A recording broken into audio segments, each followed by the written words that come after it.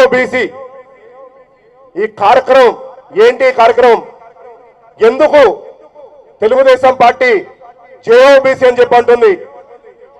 ఎందుకు బీసీకి మనం ఎందుకు ఇంత ప్రాధాన్యత ఇస్తున్నాం అని అన్ని మనం అందరం కూడా తెలుసుకోవాల్సిన అవసరం ఎంతగానో ఉంది. మన దేశ నిర్మాణంలో, రాష్ట్ర నిర్మాణంలో బీసీలు పాత్ర ఎంతగానో ఉంది. అలానే మనుషుల మనుగడలో రోజువారీ అవసరాలకి బీసీలు లేకుండా ఒక్కరోజు కూడా ముందుకు సాగలేని వాయనంలో ఇవాళ దేశ విదేశాలు అన్ని కూడా ఇవాళ ఉన్నాయి. అలాంటి బీసీలని కేవలం ఓట్లేసే యంత్రాలుగా గత ప్రభుత్వాలు అన్ని కూడా చూసేవి. తెలుగుదేశం పార్టీ ఆవిర్భావంతో స్వర్గీయ శ్రీ నందమూరి తారక రామారావు గారు బీసీలకి, బహుజనులకి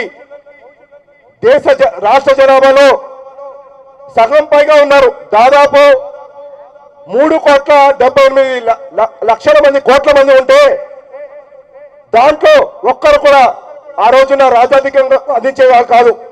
కేవలం మళ్ళీ ఓట్లేసే మిషన్ గా వాడుకునేవారు తప్ప ఎవరు కూడా రాజకీయంగా ముందుకు తీసుకెళ్లే వాళ్ళు కాదు. అలాంటిది స్వర్గీయ శ్రీ నందమూరి తారక రామారావు గారు పార్టీ స్థాపించినప్పుడే బీసీలకి రాజ్యాధికారం అందించాలని ఒక దృఢ సంకల్పంతో ఆ రోజు నుంచి కూడా మన అభ్యున్నతి కోసం మనం అందరం కూడా రాజకీయంగా, ఆర్థికంగా, అలానే సామాజికంగా బీసీలను ముందుకు తీసుకెళ్లాలనే ఒక ధ్యేయంతో స్వర్గీయ శ్రీ నందమూరి తారక రామారావు గారు పార్టీ స్థాపించినప్పటి నుంచి కూడా ముందుకు తీసుకెళ్లారు. తెలుగుదేశం పార్టీ సిద్ధాంతం, విధానం జేఓబీసీ. బీసీలకి పెద్దపీట వేశారు మన పార్టీ ఆవిర్భవించి కూడా. ఇవాళ మనం చూస్తున్నాం తెలుగుదేశం పార్టీలో ముఖ్య పాత్ర వహిస్తున్న అందరూ కూడా బీసీ సామాజిక వర్గానికి సంబంధించిన నాయకులు. ఇవాళ కోవూరు నియోజకవర్గంలో కూడా చూడండి, ముఖ్య పాత్రగా వహిస్తున్న నాయకులందరూ కూడా ఇవాళ బీసీ సామాజిక వర్గం నుంచి ఉన్న నాయకులకి మనం అందరం కూడా కీ రోల్స్ లో ఇవాళ తెలుగుదేశం పార్టీలో ఉన్నారు. అలానే మనం ఇవాళ వైఎస్ఆర్సీపీ పార్టీలో చూస్తే కేవలం జగన్మోహన్ రెడ్డి గారితో పాటు ఉన్న సామాజిక వర్గం మీరు చూస్తే అందరూ కూడా రెడ్డి సామాజిక వర్గం తప్ప ఏ ఇతర సామాజిక వర్గం మీకు ఆయన పక్కన కనిపించదు. అలానే ఇక్కడ ప్రసన్న కుమార్ రెడ్డి గారి పక్కన చూసుకున్నా కూడా ఆయన కూడా దేనికి తగ్గడు. జగన్మోహన్ రెడ్డి గారు ఏ విధంగా అయితే ఆయన రెడ్డిల్ని ప్రోత్సహిస్తున్నారు, ఈయన కూడా ఉన్నత సామాజిక వర్గాన్ని తప్ప బడుగు బలహీన వర్గాన్ని ఎక్కడ కూడా రాజకీయంగా ముందుకు తీసుకెళ్లిన దాఖలాలు ఎక్కడ లేవు. ఇవాళ రాష్ట్రంలో ఏం జరుగుతుందో మనం చూస్తే గతంలో తెలుగుదేశం పార్టీకి ఎప్పుడు కూడా అండగా నిలిచిన బీసీ వర్గాల ఓట్ల కోసం జగన్మోహన్ రెడ్డి మన బీసీలని మాయపలికి మోసం చేసి మన ఓట్లతో గద్దెక్కిన తర్వాత ఇవాళ మనకి బీసీలు జరిగింది ఏందని మనం ఒకసారి చూసుకుంటే మన మీద దాడులు పెరిగిపోయాయి. ఇవాళ ఆంధ్ర రాష్ట్రంలో దాదాపు 6,000 మంది పైగా బీసీల మీద దాడులు పెరిగిపోయాయి. అలానే మనం చూస్తే దాదాపు 600 మంది బీసీల మీద వ్యక్తిగతంగా వైఎస్ఆర్సీపీ నాయకులు మనలందరినీ కూడా మానసికంగా శోభకు గురి చేశారు. అలానే 80 మందికి పైగా బీసీల మీద హత్యకు గురయ్యారు. ఇవి చేసింది ఎవరో కాదు, వైఎస్ఆర్సీపీ నాయకులు వాళ్ళ కార్యకర్తల చేతిలో హత్యకు గురైన బీసీ నాయకత్వాలు, అలానే బీసీ సోదరులు. ఇలాగా కేవలం మనల్ని ఓట్ల కోసమే, మన ఓట్లతో గెలిచిన జగన్మోహన్ రెడ్డి గెలిచిన తర్వాత మన మీద దాడులు పెరిగిపోయి మన ఆస్తులకి రక్షణ లేకుండా పోయింది. అలానే మనల్ని మళ్ళీ కూడా మనం అందరం కూడా ఆర్థికంగా చితికిపోవడానికి, సామాజికంగా చితికిపోవడానికి, అలానే రాజకీయంగా చితికిపోవడానికి జగన్మోహన్ రెడ్డి గారు పన్నాగం అన్నారు. గతంలో ఎలక్షన్లో హామీ, 2019 హామీలు బీసీకి అన్ని వర్గాలకి 140 కార్పొరేషన్లు ఏర్పాటు చేస్తా అన్నాడు. అధికారం చేపట్టిన తర్వాత కేవలం 56 కార్పొరేషన్లు ఏర్పాటు చేశాడు. కానీ కార్పొరేషన్ ఏర్పాటు చేసిన తర్వాత బడ్జెట్ లో ₹1 అంటే ₹1 కూడా మన బీసీల కోసం కేటాయించలేదు జగన్మోహన్ రెడ్డి గారు. అలానే మనకి బీసీలో గతంలోకి వచ్చే అన్ని పథకాలను రద్దు చేశారు. మన గతంలో బీసీ సప్లై నిధుల ద్వారా ₹1,50,000 కోట్ల మనం బీసీల కోసం ఖర్చు పెట్టాం.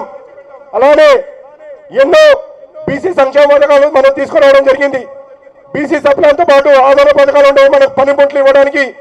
అలానే బీసీ కాలనీకి రోడ్లు ఇచ్చాం. అలానే పిల్లలు పెళ్లికి పెళ్లి కానికి ఇచ్చాం.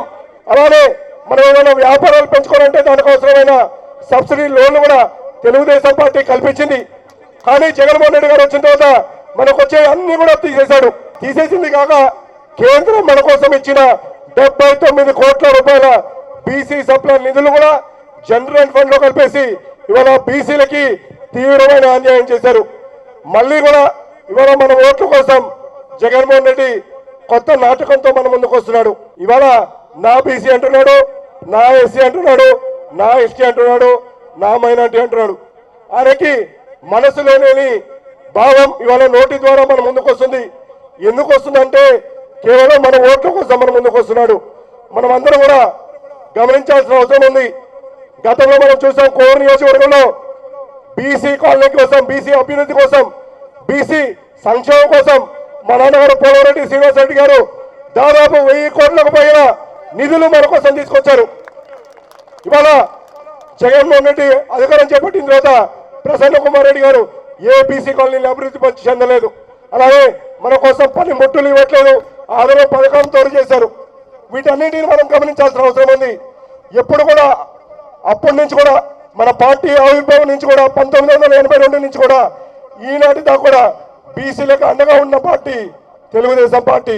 ఉన్నాము, ఉంటాము, ఉండబోతున్నాము బీసీలకు అండగా. నారా చంద్రబాబు గారు మన బీసీల కోసం ప్రత్యేక రక్షణ చట్టం తీసుకురాబోతున్నారు. ఏ విధంగా అయితే ఎస్సీ ఎస్టీ అట్రాసిటీ సెక్షన్లు ఉన్నాయో వాటితో సమానంగా ఉండే బీసీ రక్షణ చట్టం మన కోసం తీసుకురాబోతున్నారు. ఏ బీసీ పేదైనా ఎవరన్నా చేయాలంటే ఉనికిపోయే విధంగా రేపు తెలుగుదేశం పార్టీ వ్యవహరించబోతుంది.